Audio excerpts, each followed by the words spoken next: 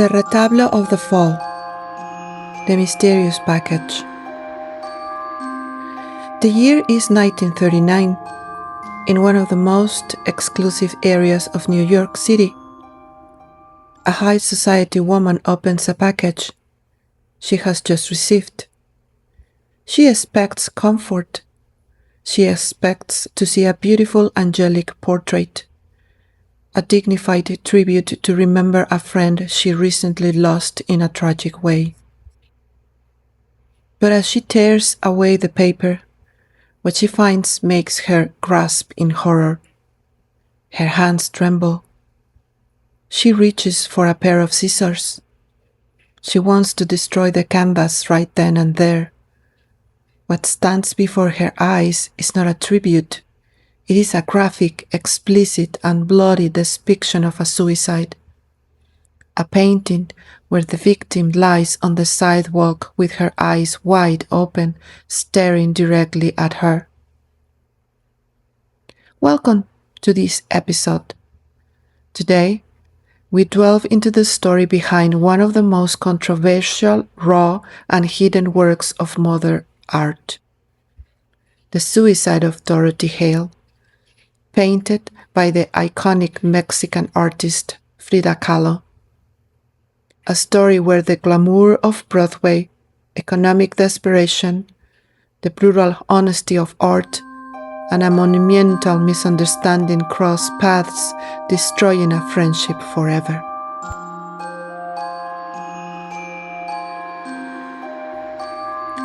The dazzling Dorothy. To understand the horror of the painting, we must first know the woman who fell. Her name was Dorothy Hale.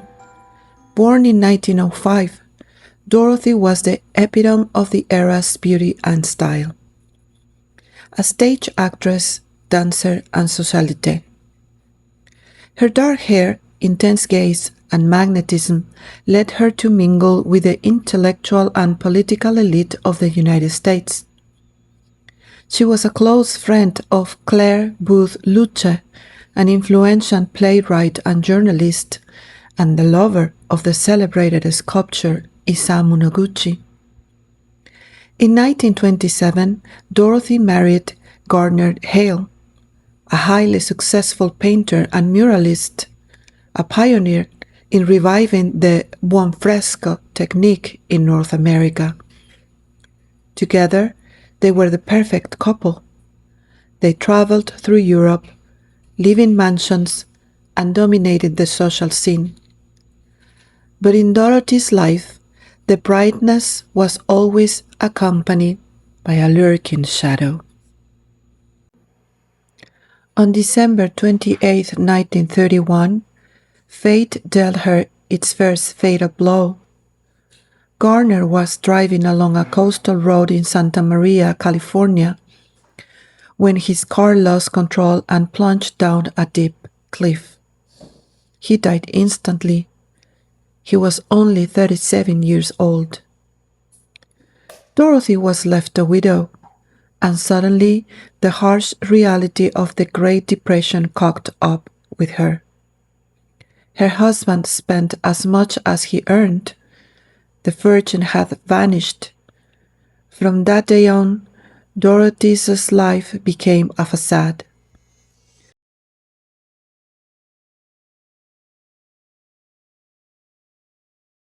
She depended on loans from her wealthy friends to maintain her apartment and her designer clothes.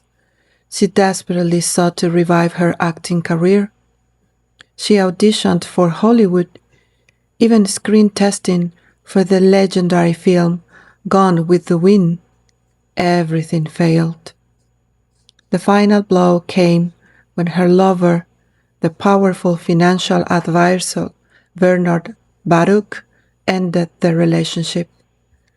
With mathematical coldness, he told her that at 33, she was already too old to be an actress, and that she should look for a rich husband. He gave her $1,000 to buy a spectacular dress. Dorothy used the money, but not to look for a husband. the last night of the fall. We arrived at the night of October 20th, 1938.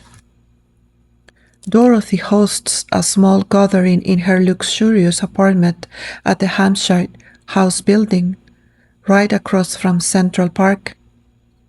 She tells her friends, including the intellectual Buckminster Fuller, that she's going away on a trip.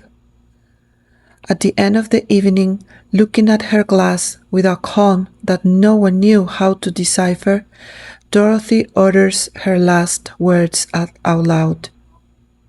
Well, this is the end of the vodka. There is no more. Everyone leaves. Dorothy is left alone. She spends the early hours of the morning writing farewell notes. In them, there are no reproaches, only an unbearable exhaustion, apologies to her friends, and instructions regarding her few belongings. October 1st, 1938. 33 years old. It is 5:15 in the morning. Dorothy dresses in her favorite evening gown, a black silk dress with a corsage of yellow roses on her chest. She walks toward the window of the 16th floor apartment and leaps into the void. Her body impacts the frozen New York sidewalk at dawn.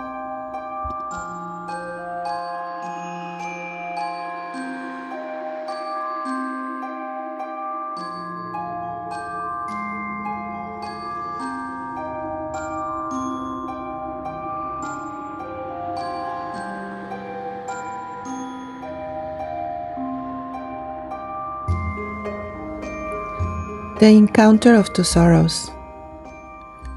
In that very city, at the very moment, is Frida Khalo. The Mexican painter is in New York for her first solo exhibition. Frida is not doing well either. She's dealing with her tumultuous divorce from Diego Rivera and constant physical pain. When the news of Dorothy's suicide floods the newspapers, the tragedy shakes Frida's sensibilities. Devastated by the death of her friend, Claire Booth Luce approaches Frida during the opening of her gallery. Luce wants to make a compassionate gesture toward Dorothy's mother, Helen Donovan, who lives far away in Cleveland. She pays Frida $400 of the time, the equivalent of about $9,000 today, with a clear commission. Paint a portrait of Dorothy, something beautiful, so her mother can remember her. Luce expected a conventional oil painting, a smiling face among celestial clouds, but Frida Kahlo did not paint to please high society. Frida painted the truth of pain. Inspiring herself with the traditional religious ex-votos or retablos of Mexico, those small popular paintings that narrate miracles or tragedies with an explanatory text below, Frida creates a masterpiece and a nightmare for her patron. Frida paints the fall in 3 distinct times of the same canvas. We see the Hampshire House building wrapped in a ghostly fog. We see Dorothy falling into the void, and in the fairground, on the sidewalk, we see her lifeless body, dressed in black, with the yellow roses and her eyes fixed on the viewer. At the bottom, in red letters that stimulate blood dripping toward the wooden frame, Frida writes the chronicle of the suicide and signs the retablo. Originally, a small rustic angel floated in the sky, witnessing the scene, and the text below explicitly mentioned the work has been painted at the request of Claire Booth Luce.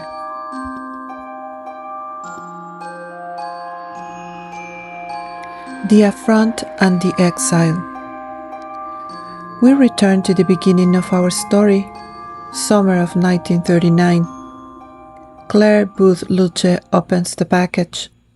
Her horror is absolute. If high society sees that painting with her name written in letters of blood, they will accuse her of being morbid and cruel. And giving that to Dorothy's mother would have been a fatal blow.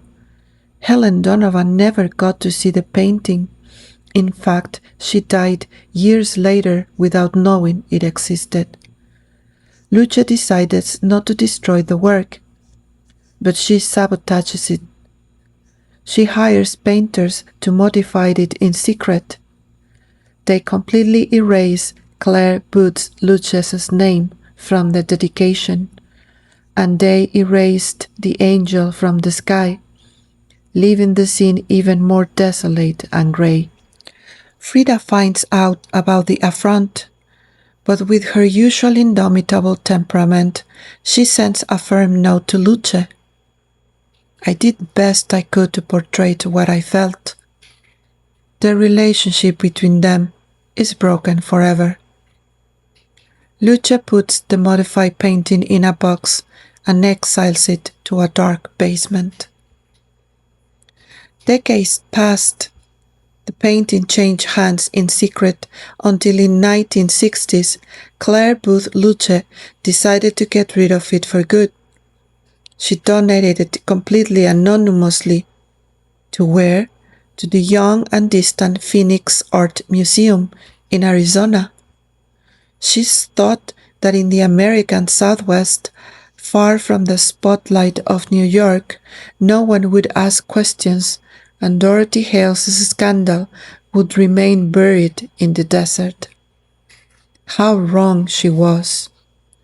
Today, the museum's X-rays show the ghosts hidden beneath the canvas. The erased angel and Luce's name remained trapped under the layers of paint. And that work, born from a tragedy and a misunderstanding, is now the most famous, valuable, and visited piece in the entire museum. Dorothy Hale did not achieve the immortality on Hollywood screens that she chased so much in life.